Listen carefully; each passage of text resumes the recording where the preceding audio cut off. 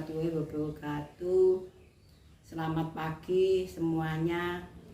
Materinya kali ini adalah tentang lahir dan berkembangnya agama dan budaya Hindu-Buddha.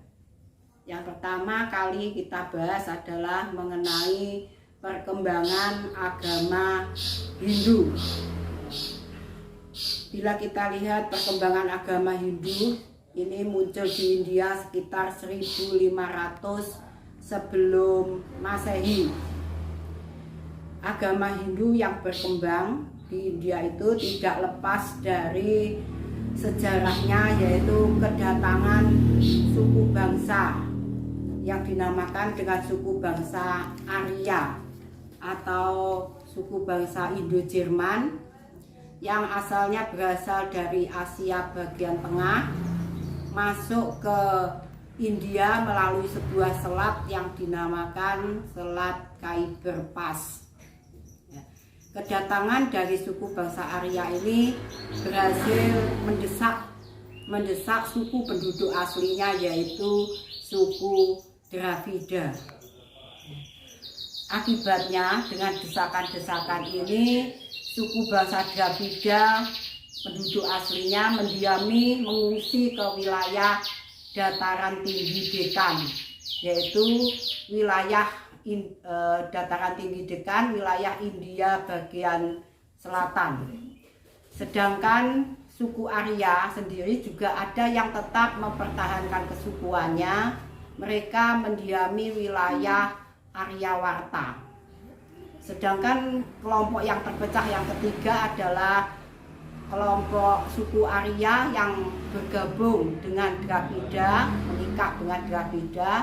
Mereka keturunannya menamakan dirinya sebagai bangsa Hindu. Wilayahnya dinamakan wilayah Hindustan. Dan bangsa Hindu inilah yang nantinya mengembangkan dan menyebarkan agama Hindu di India. Ya, untuk agama Hindu sendiri bersumberkan kepada kitab suci yang dinamakan dengan kitab Weda. Ya, kitab Weda. Sedangkan untuk kitab Weda, ya, kitab Weda ini dibagi ke dalam beberapa bagian, yaitu bagian-bagiannya adalah Weda, kemudian yang kedua adalah kitab Brahmana, yang ketiga adalah bagiannya adalah Upanishad, dan yang keempat adalah Buddha. Untuk yang pertama yaitu kitab Brahmana, ini dibawakan oleh kelompok pemuka-pemuka agama, yang mana di dalam agama Hindu ini mengenal kasta-kasta. Kasta yang pertama adalah kasta Brahmana, yaitu kelompok pemuka-pemuka agama. Kemudian yang kedua adalah kelompok kesatria. Kelompok kesatria yaitu kelompok bangsawan atau raja-raja. Dan yang ketiga adalah kelompok Waisya. Dan yang keempat adalah kelompok Sudra. Di antara perkembangan agama yang ada di India, ada beberapa teori yang menyatakan bahwa masuknya agama Hindu itu dibawakan oleh para Brahmana. Kemudian ada teori juga yang menyebarkan agama Hindu adalah para pedagang. Ya. Ada juga kelompok kesatria yang juga ikut menyebarluaskan agama Hindu. Ya. Untuk yang pertama, penjelasan yang pertama yaitu para Brahmana. Ya, para Brahmana lah yang tahu seluk-beluk tentang kitab Weda. Ya. Yang terbagi ke dalam beberapa bagian, ada Rigveda, Samaveda, Yajurveda, dan Atharvaveda. Kemudian untuk para yang pendapat dari pembawa agama Hindu adalah kelompok Waisya atau pedagang. Ini didasarkan bahwa Indonesia, India, Cina pernah mengadakan kontak hubungan perdagangan. Sekitar abad 2 atau abad 3 Masehi sudah ada kontak-kontak perdagangan antara India, Indonesia, dan Cina dengan komoditi perdagangan masing-masing. Untuk India wewangian, sedangkan untuk Indonesia rempah-rempah, kayu manis, cendana. Kemudian untuk Cina dengan porselen dan atau keramik dan sutranya. Mereka sambil berdagang juga memperkenalkan agama Hindu dan Buddha. Kemudian untuk kelompok yang lain adalah kelompok Sudra. Kelompok Sudra ini juga ada yang menyatakan bahwa masuk perkembangan agama Hindu ini juga dibawakan oleh kelompok Sudra. Nah, demikian untuk penjelasan mengenai perkembangan Hindu, yang mana di dalam kebudayaan yang ada di Indonesia itu banyak sekali peninggalan-peninggalan yang merupakan peninggalan yang bercorak Hindu dan bercorakkan Buddha dalam bidang budaya, baik itu candi ya, maupun seni sastra dan yang lainnya. Kemudian menginjak yang kedua, selain perkembangan daripada agama Hindu, juga perkembangan daripada agama Buddha. Bahwa agama Buddha dibawakan oleh tokoh yang bernama Siddhartha Gautama. Nah, Siddhartha Gautama ini adalah putra raja dari Kapilawastu. Nama kerajaannya adalah Kerajaan Posala. Ayahnya bernama Raja Sodadona dan ibunya yang bernama Maya. Yang mana sejak dalam kandungan ibu, para biksu atau para pendeta ya, pemuka-pemuka itu sudah meramalkan bahwa kelak putra mahkota ini, yang dimaksudkan di sini adalah Siddhartha Gautama, ini kelak tidak mau mewarisi tahta, ya, memilih meninggalkan keduniawian. Ya. Karena ada hal yang dilihat oleh Siddhartha bahwa kehidupan manusia adalah samsara, sehingga dalam konsepnya kehidupan di dunia adalah samsara. Ada 4 hal yang dilihat oleh Siddhartha, bahwa manusia sakit, tua, dan pada akhirnya mati. Karena dilihat bahwa kehidupan manusia di dunia ini penuh dengan penderitaan atau samsara, yang menurut pandangan Buddha samsara itu disebabkan oleh loba atau hawa nafsu. Maka Siddhartha memilih mengembara kemana-mana ya, dan juga bermeditasi. Dan dalam meditasinya di bawah pohon Bodhi, beliau pada usia 35 tahun mendapatkan pencerahan agung, atau boleh dikatakan turunnya wahyu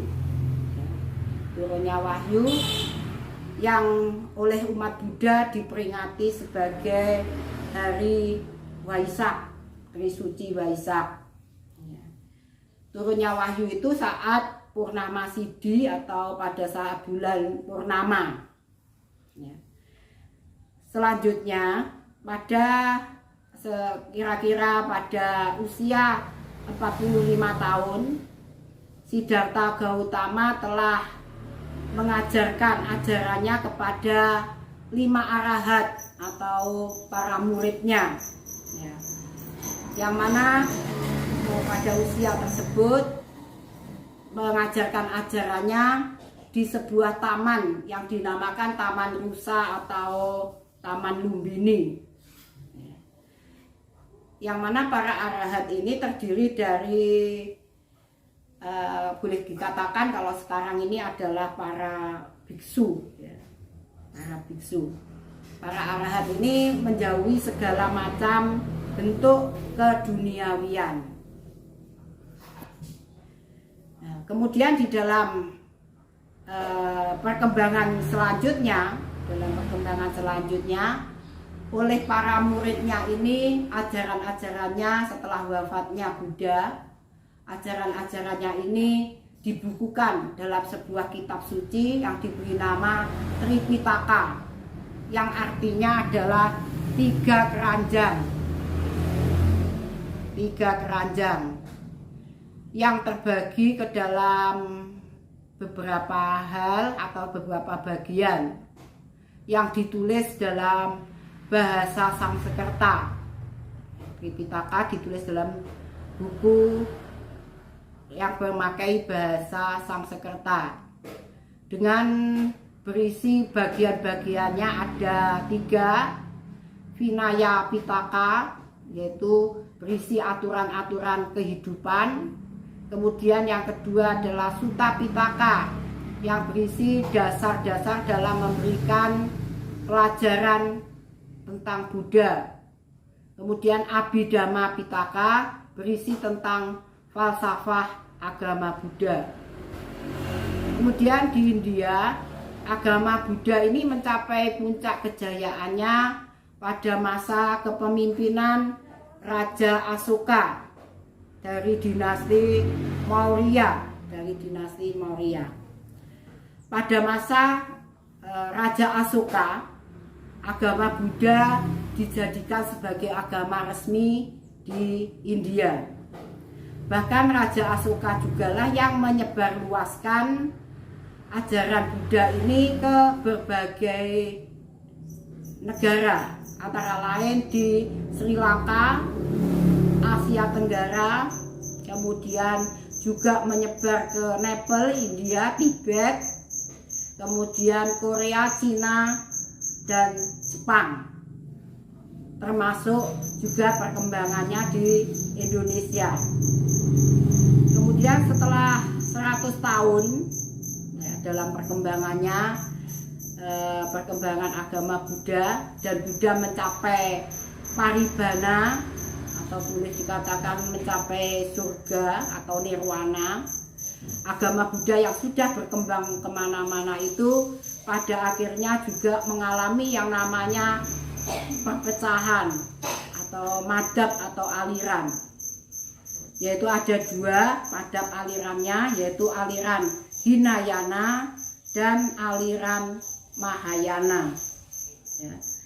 Perpecahan di dalam agama Buddha, aliran Hinayana yang artinya adalah kendaraan kecil. Aliran ini bermaksud berusaha untuk mencapai nirwana atau surga.